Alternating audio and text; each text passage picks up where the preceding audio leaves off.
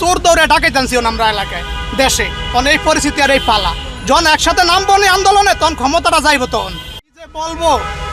আজকে মনে করেন এই যে 2 মাস ধরিয়া কোন ঘন্টা পরে ঘন্টা মানে 4 ঘন্টা 5 ঘন্টার মতন সিরিয়াল দিয়ে বৈশা থাকা কোনো গ্যাস নেওয়া যায় না, কোনো কিচ্ছুই না।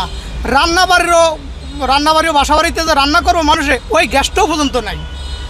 এইরকম হলে গ্যাস কারেন্ট নিয়ে যদি এরকম করে তাহলে কীভাবে দেশ চালাবে সে? হ্যাঁ, জ্বালানি মন্ত্রীরা যে কোনো কিছু যেন তারেক রহমান সাহেব যে বলে না, এর জন্য তো মনে হয় এই ক্ষমতাও রাখতে পারবো না।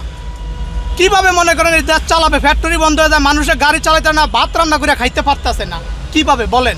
এরকম 1 দিন 2 দিন 3 দিন আর কত মানুষ এরকম সহ্য করে নিবে?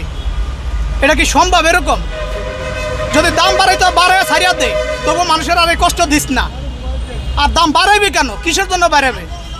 বাড়ানোর জন্য। আমরা শুনতেছি এটা দাম বাড়ানোর জন্য এরকম অবস্থা করতেছে।